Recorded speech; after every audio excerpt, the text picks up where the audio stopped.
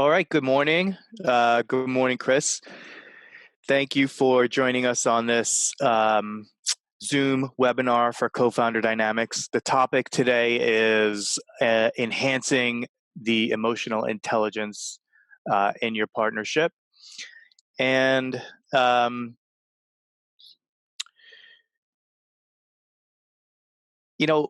Chris, as you kind of pointed out in some of the promotional materials you put out, like emotional intelligence is kind of a increasingly kind of talked about topic and an area of concern and an area of focus and attention in the business world and everywhere else. And there's just an increasing recognition of the general role of emotions in our experience of work and partnership, like that, the emotions can be a very compelling part of our work experience, of our work relationships. And, what I think there's a widespread sort of intuitive recognition like that when you have a partnership or a workplace or a work culture that is characterized by warmth and well-being, and where you can kind of show up in a natural and relaxed way, that kind of environment kind of enhances creativity, it enhances performance, it enhances energy. Like it's desirable not only on a personal level but also on a sort of like a business level, and that's in a way common sense, but yet it hasn't really been common sense in the past. Or there's been this idea that a sort of a more uh, that perhaps stress and distress are desirable. But I think people are waking up to like, well, actually, stress and distress take all kinds of tolls when they're not properly understood. And if our partnerships are characterized by a lot of chronic stress and distress, and our work environments are, it weighs on us. It impacts performance. It's distracting. It's an energy suck. It hampers creativity. It takes up space that could be taken by just getting things done in a positive and joyful way, right? So in comes emotional intelligence, and saying, well, maybe human beings can figure this emotions thing out. And I was looking at the definition of emotional intelligence, and in the literature, and it's generally defined as like having an awareness of and the ability to manage your own emotions as well as the emotions of others. And it occurred to me in light of that definition that it would be valuable to our community and to the founders that we're working with to really uh, uh, share my own understanding, really share the co-founder dynamics understanding of like what is it that actually enhances emotional intelligence and makes the experience that we're kind of wanting more prevalent in a partnership. Because this idea of like managing emotions, I think it kind of suggests that the posture or orientation that is going to be most effective or productive in this regard is one of kind of discipline or willpower. Just that notion of managing and controlling. Suggests that what we really need to do when it comes to emotional intelligence is kind of work at it. And the purpose of this call and like what I want to communicate on this call is kind of in a sense to debunk that notion and point in a different direction. I want to highlight really or make really two fundamental points. One is that it's not what is most helpful, I think, to people is not controlling emotions, but understanding emotions. It's understanding the role that they play in the overall experience of being a human being, right? So emotions are a natural part of the experience of being human, and so we can no more control them than we can control, like the tides, for example. The tides are a phenomena in nature.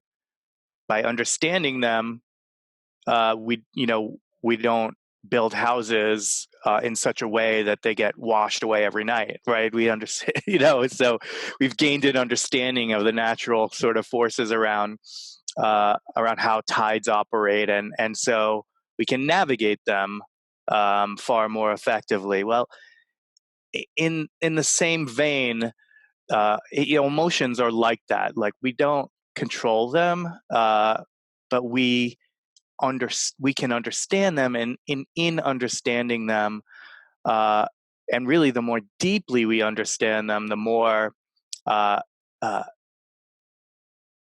the more ease we have in navigating them, right? So and to me, what that suggests is uh, that the posture to have around emotions is not this rigid one around discipline and willpower and controlling, but really more curiosity, learning orientation, and like a kind of openness to understanding uh, the role that the emotions are playing in the moment. So that's kind of one thing I wanted to uh, a key, I think, really a fundamental point to make. And I was kind of trying to think of a metaphor that might help. The tides metaphor is one. I wanted to think of another one that would kind of bring home this point of understanding. And what came to mind was um, Amber Alerts on our phone. Like, when you get an Amber Alert, right? An Amber Alert is like really loud and obnoxious. It's like and it just like happens, and your phone is all of a sudden like making this like really loud and obnoxious sound.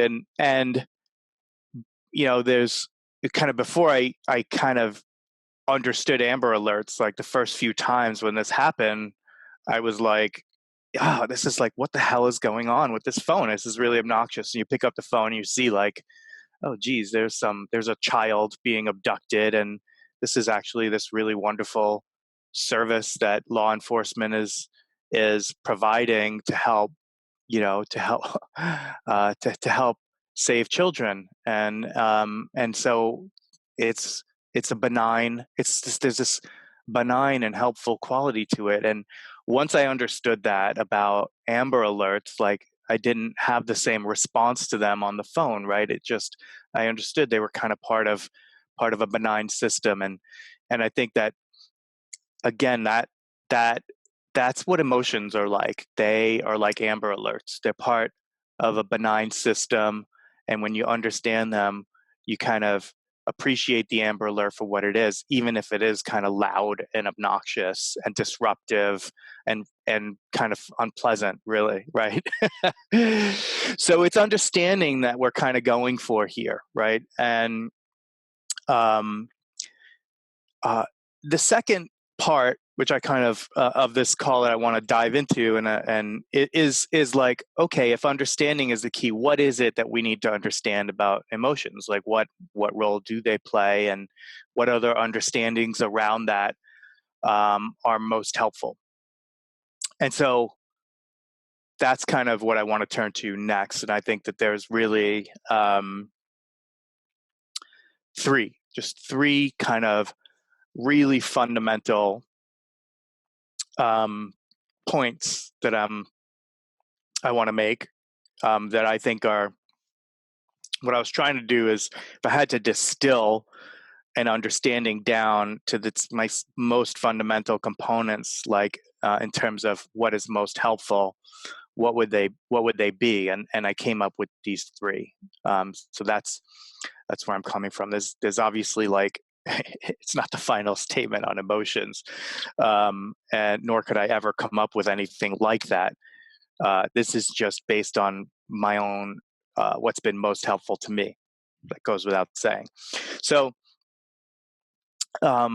three things. So, number one, it's and this I think is most fundamental, is that the peace and good feelings and well-being that we're all seeking are uh,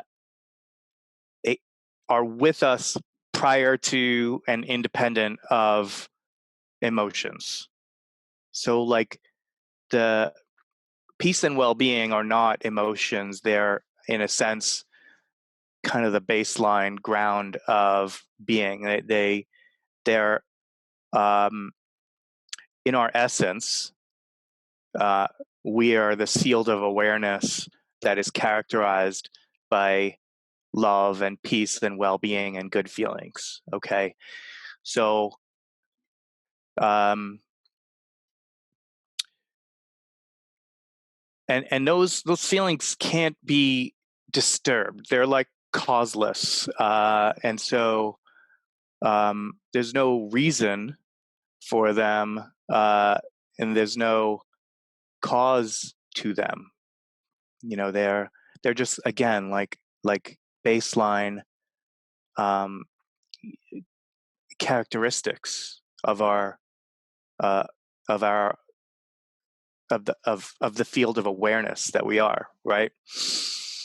You know, and that is so important to it's so important to get that to partnerships, that kind of caring and warmth and well-being are things that we have already and bring into our partnership. They're not something that we get from our partnership. They're not something that we get from our work. They're something we bring to our partnership, bring to our clients, bring to our products, bring to our work, right? And so, um, uh, so for me in my relationships, uh, uh, it's a very helpful understanding to know that if I'm in distress, in stress or distress, disturbed, and troubled, it's simply because I've forgotten that temporarily. Mm-hmm. um, and and that, can I, when I remember it, it'll help me get back to that awareness and recognition. Um,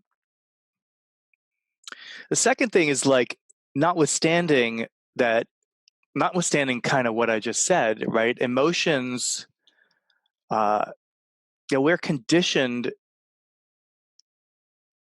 uh, in our culture and in our experience to kind of believe we're these kind of separate people, and that we need to survive, uh,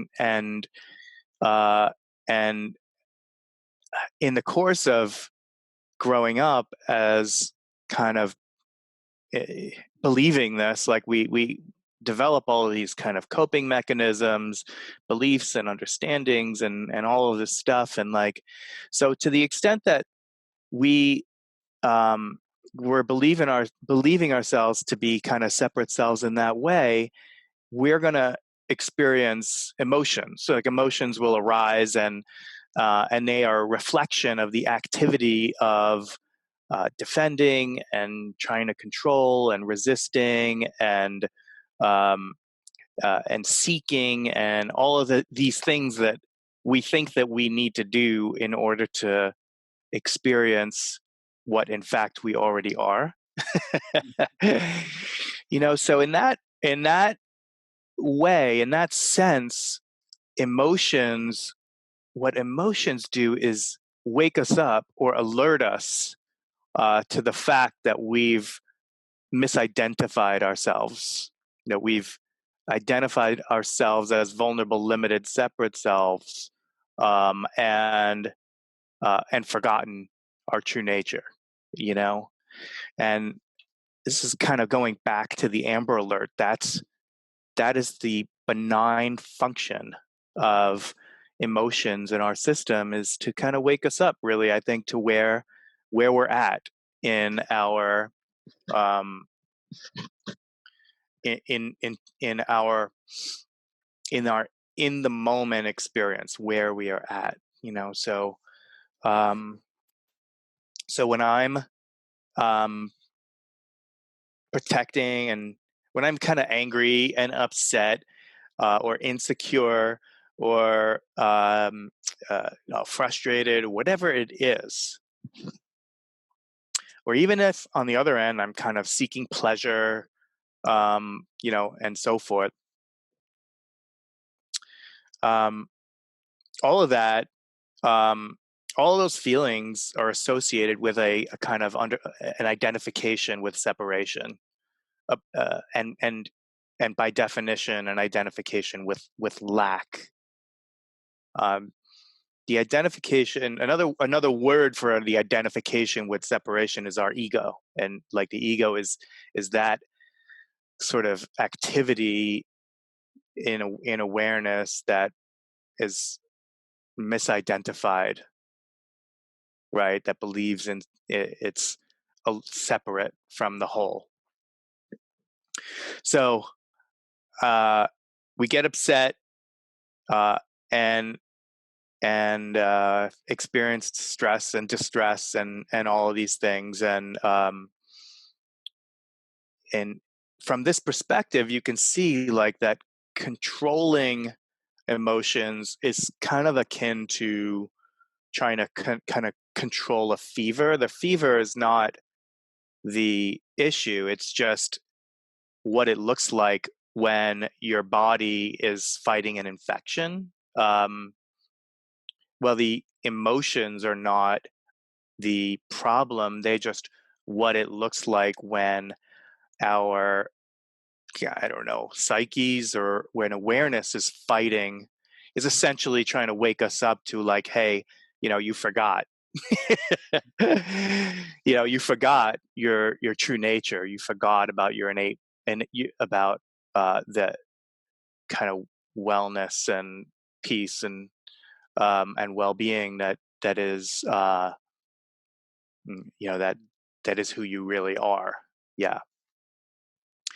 Now, I don't mean to say, like, that understanding this, of course, it's just not in the cards that just kind of understanding this means that it's going to be easy for us to identify with, with our true nature all the time, or even most of the time, right?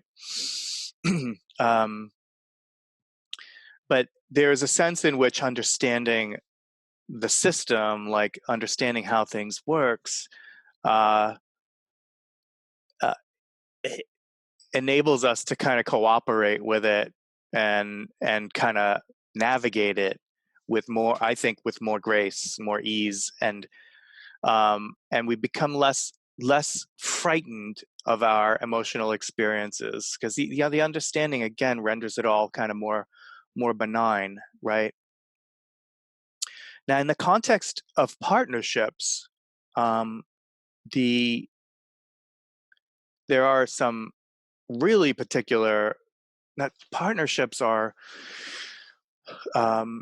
unique, because the intimacy of the relationship, the kind of the proximity of it, and how much time you're spending together, and like and the the intensity of the decisions and things that are being done within the context of, like, a business partnership, means that a lot of these misidentifications, it could bring up a lot of strong feelings, because you know uh, you know there may be Our strongest beliefs are formed in our earliest years. Those are the deepest ones, the most emotionally fraught ones, and so in other close, intimate quarters, those are the ones that are going to be put up in our face, like, hey, these early kind of like uh, coping mechanisms that you developed, like these aren't working anymore. So like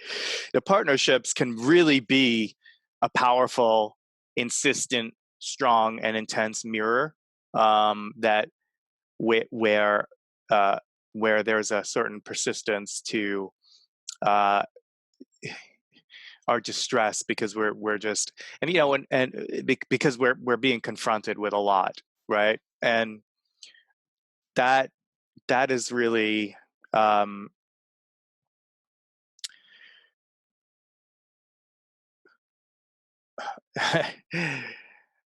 uh,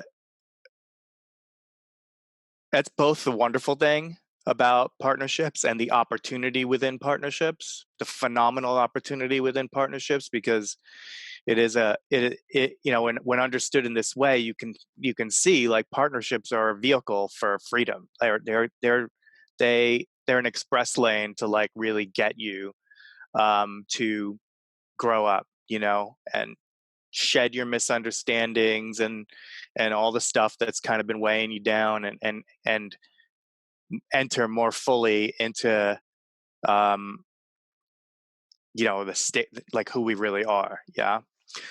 And at the same time, none of that is easy necessarily, right? I mean, it is probably some of the most challenging things to confront that there is, and it requires a tremendous amount, I think, of uh humility, and curiosity and patience and a lot of these things to really appreciate the challenges of partnership in this kind of learning spirit.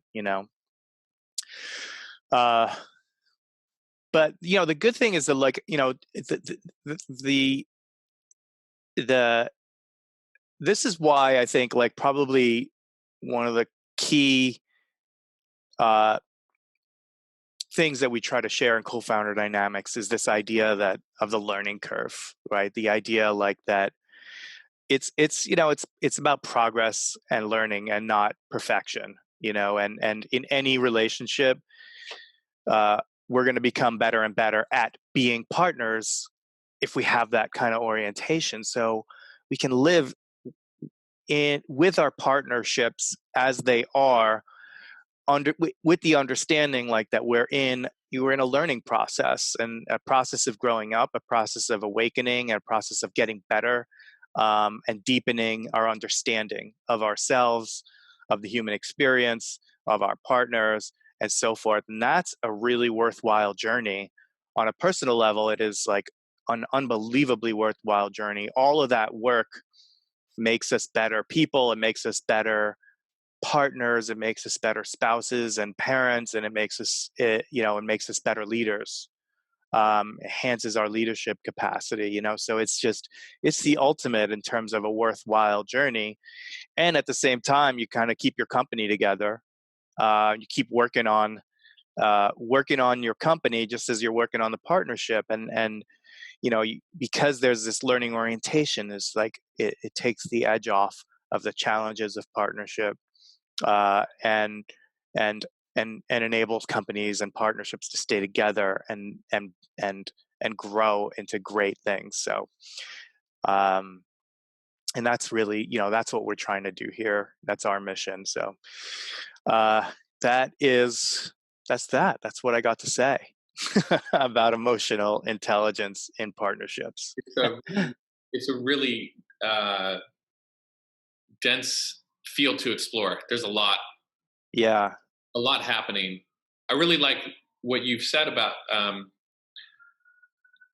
of at the base of this is this sense of connectedness and wholeness, becoming, or kind of being in the space where you already are, um, being in a space where the defaults are active: love, peace, rapport, well, Right.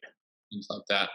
I just read Trillion Dollar Coach about Bill Campbell, who's this kind of famous Silicon Valley coach to people like Steve Jobs and the founders of Google, and many many people. And he's famous in part for bringing his emotions and love into his engagements and into his work, both as a coach and before as a CEO and as a football coach.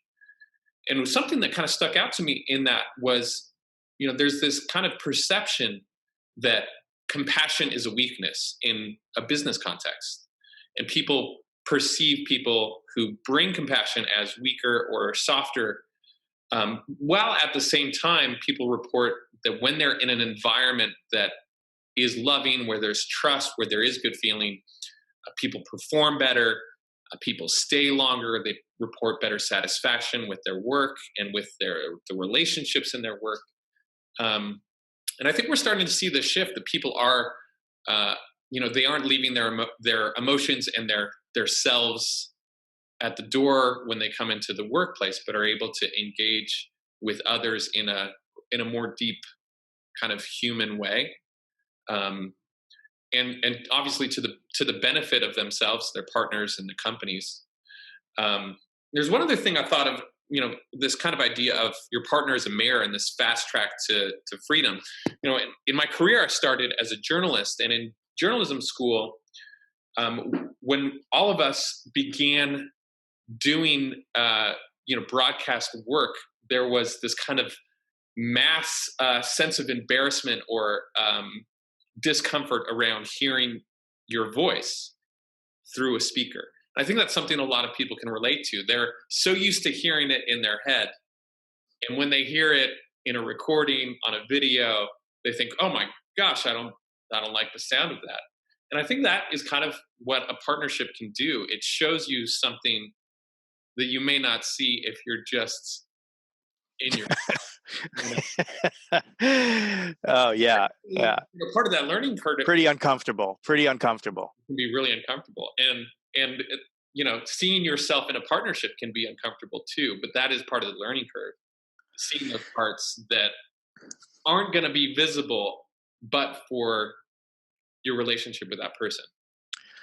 I think that is 100% so true, and it is really important, and it is one of the most challenging parts of partnership. It